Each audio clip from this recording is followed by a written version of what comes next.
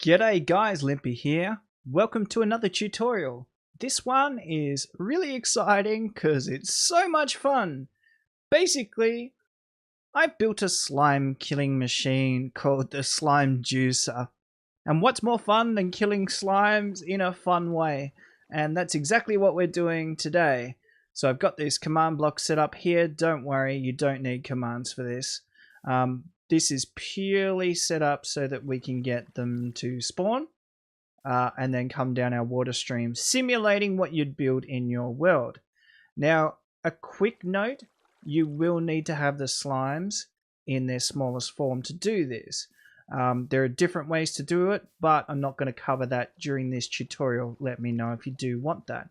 But anyway, let's give it a quick test by summoning a few of these slimes, and we'll turn it on. And you can see all the slimes are backed up. They're closed up behind this water stream at the moment. And we've got glass blocking them from coming in. Now, it depends on what part of the cycle it is when you turn on the farm as to when it goes in. But right now, there we go. It's up to the part where it lets the guys in. So it gives a small window for these guys to get in. And then the ones who are trapped in there, they're about to be blended. Let's take a look at this. Oh, how good is it? Oh, I love it. It's the best way to kill them. We've got a couple of survived. Right now, I've got it on 15. If you don't want any surviving, and that's important to you, you can extend it longer than 15. But I don't mind the odd one surviving, particularly as you won't have that many in your world. But if it is becoming a problem, just remember you can always up this. Anyway, let's watch it cycle again. Come on. There we go. Oh, this is awesome. Okay, so here is our juicer in action. You can see that everything's been stripped away and you can see all the redstone below. Everything stems from our little switch here, which turns everything on and off. Now if we jump below here, you can see it sends a signal this way, turning on this clock, and also on the other side, turning on this clock. So when it's activated, it turns on this clock. This is an etho hopper timer. With the etho hopper timer, it uses 15 blocks, and basically that's the time that it pulses our little control chain. And our control chain, it switches every time basically this goes off twice. So it goes off twice for each of these guys. Our first control center output controls the water turning on and off. But it also fires off this little opening circuit here with the piston. And then our second one, which is in the green, you can see right here. So if you follow the green chain, it actually stems all the way up and opens and closes our mob opener. And then the third one sends a signal down to turn on and off this mini circuit here, which basically bounces our little dudes up and down until they die. And that's it. That's basically how it works. It all centers around this little control center circuit here, which uses droppers and a chain of hoppers to decide where everything's at. Okay, so let's crack on with the tutorial. First of all, you want to make sure you have plenty of space to work with. You'll need an 11 by 11 square, as well as 5 blocks high to work with to do all the redstone. Now, this is going to be your spawn platform, so you want 5 blocks below wherever you want the actual juicer to be. So make sure you've got that, particularly if you're worried about bedrock. Make sure you're at about level 11 or something like that, which works out well if you've been digging for diamonds. But anyway, first of all, we want to work out where our on-off switch is. So it should be right here. So this is the middle where you'll come in on your entrance, and you want to make sure you have your on-off switch right here. So you can chuck a lever on that and turn the farm on and off, which is always important for lag. and then jump down to the middle and create yourself a little 2x3 rectangle like so. Now on the very top left corner, looking again front ways, go up by 1 block and place a sticky piston. And this is going to be your center spot for your juicer. On top of that, let's create a 3x3 piston ring like so. And it's going to encompass all of it with slime blocks, except for this one. This one is going to be a redstone block, and we should be 1 below so that when the piston pushes up, it should be level. That's how you know whether you've done it right or wrong. So it's worthwhile checking at this point. Then with your redstone, you want a repeater on this block facing that direction on 2 ticks. You'll have a torch here facing into that. Some redstone here and here. A block of iron here and redstone on top. And you can hear the timing. That's perfect for killing the slimes, the small slimes. But it's going to be really, really annoying. So you want to have 2 blocks out. So 1 directly below your switch with your lantern, and 1 directly opposite this. So we can now stick a torch on this, some redstone on the top, like so, and now we can turn it on and off. Beautiful. Next, you'll want to surround the slime blocks with an immovable block. So I'm going to use obsidian for this tutorial, but furnaces are quite cheap and also work as well. Not there. But it only uses 12 obsidian, so it's not too bad. Then on this corner, the one right next to your redstone lamp, we're going to place a dispenser facing in. Then surrounding that, you can use a block of your choice. I'm going to use coal, but it doesn't really matter. It's purely a direct decoration block. And then go up 4 blocks, 1, 2, 3, 4, again with some other decoration block. I'm going to use glass because I think it's nice to be able to watch your slimes being killed. Like so.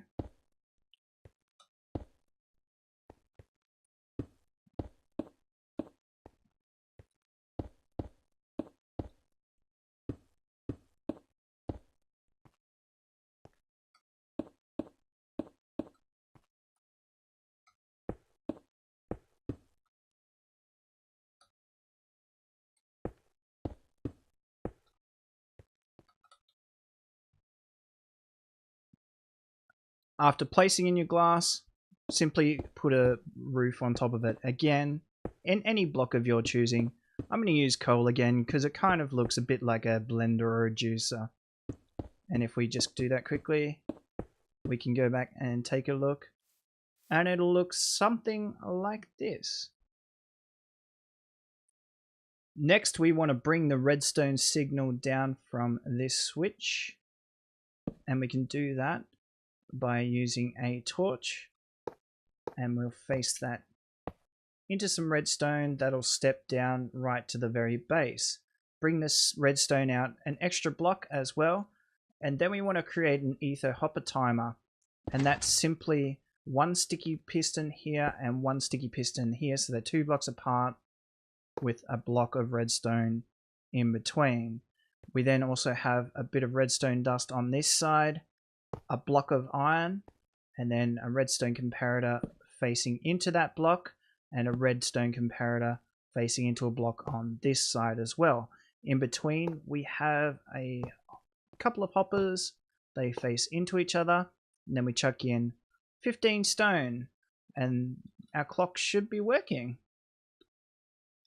Now that we've built our second timer, we're going to grab the signal from that, and we're going to do that with a comparator and place some redstone dust, 2 like so, into a repeater just on its default ticks.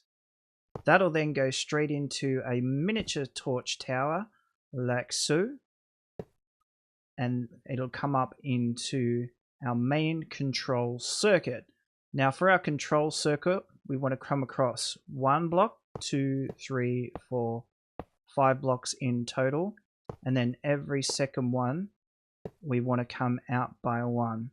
We can also bring this out a further block to make it easier to build, because on here we're going to have droppers facing up on each one. On these we're going to have repeaters facing into each of the droppers and a redstone signal connecting them all. Now to connect these droppers up, we're going to use hoppers. So we want a hopper facing into this block, and this dropper as well. So we've got this little bit of a circuit happening, but we need the item to travel around the whole way. So to do that, we're going to face a hopper into this one, and then a hopper facing down, if I can get it, facing down like so, and then we're going to build a little bit of a circuit, so facing into each hopper, just chain them like so, right up to the very first one. And then on the last one, we're going to face it in like so. Now with these ones, we want this one to face into the hopper, this one to face down into the hopper, and then this one facing into that hopper, and then this one facing down into the hopper, and this one facing along. And there we go. That's our control circuit done with hoppers. The last thing we have to do is just to grab our very first item and place it in here. We can just use a block of iron. There we go. That's our timing circuit done. Now that we've got our control circuit built, we want to convert that into making things happen. Alright, so when the first control goes off, which is a dropper right here, we're going to use wool to differentiate this one. So this is our blue circuit. We're going to want to bring this one out. Oh, let's do this. Like so, snake it around until it's just below where our dispenser is here. Now for that we want to place an observer facing up. Observer facing up, and a block for the observer to face into. We want to grab a comparator, taking that signal, and then a repeater here, and then the rest is just redstone dust following it around. So that's the first part of our circuit. So we're going to have this water going off and on. So we also need to control this other side. So all the items are going to flow out here, and we're going to need to remove this block. And to do that, if we just come out a couple blocks, we're going to need a sticky piston facing in. Let's just place it here so that we can see it. Grab our blue wool, and we're going to continue this circuit out. Now for this one, we want to torch tower it. So place a torch here, and then repeaters in here, both facing into each other. Now because we want this one to fire and then this one to fire, we're going to place delays. So maximum delays on both of these, 4 ticks on each, for a total of 8 ticks on both of those. And that's the first one done. Okay, so our first circuit's completed. Let's look at the second circuit. And for this one, it's going to be about opening and closing a door for the mobs. And to do that, we're going to want to come out 2 blocks like so, place some sticky pistons in, and we'll just place the glass here, just an example. So basically this will open and close, and the water stream will come here and push the mobs directly in. Alright, so to power this up, we're going to take it from this second circuit here. So if we jump down here, we can take it out 3 blocks, 1, 2, 3, and then we're going to want to come down by 1 like so, and then we're going to want to torch it up as well. So we want to come up 4 blocks, so 1, 2, 3, 4 like so, and you can see we've lined up with these sticky pistons. Now if we grab a comparator and place it here, and then a repeater to make sure our signal's long enough, and just place dust, 2 dust like so, and then we're going to use torches underneath these, so 1 and 2. Then also a torch on top here, grab another lime wool, place it into the back here. We also want to power this top one as well. And to do that, we just put some redstone dust, just like so. And you can see its default state is closed, but whenever this gets powered, it then opens, and then when it powers off, it closes. And our final control circuit, this third one here, is probably the easiest of them all. We just come straight out 3 blocks like so, and then come down 1 block, and we're going to grab a comparator, take it out as per usual, and a repeater, step that down like so, and have a torch to invert the signal. And then we're going to snake the redstone down underneath here, and we want to line it up like so straight into this block. And so this is going to be a redstone repeater on 2 ticks, and then just redstone the rest of the way. Not there. And that's all. And that's the majority of the redstone done. Okay, so we're almost done. The last thing you want to do is make sure you have a mob spawner that basically brings the slimes in at their lowest form, and have it link up to this area here. And you can see I've just surrounded this with glass like so. We're also going to need to collect their drops, so let's make sure we place a chest down. We can go with something like here is fine, and then have hoppers facing into it like so, and also make sure we have glass surrounding it, so that includes this back here, so that we don't ruin any redstone. We don't need that, but something like that. So you want the water stream to come into here and not break everything. So yeah, something like that, just make sure it's enclosed. We're also going to need to put a water bucket in here, and you'll need to toggle that initially. And we can do that like so, just by placing down a redstone torch. And then this should be good to be powered, so we can give it a test. Alright, let's watch it and make sure the circuit's completing successfully. Okay, so it's not, so we just need to toggle that again.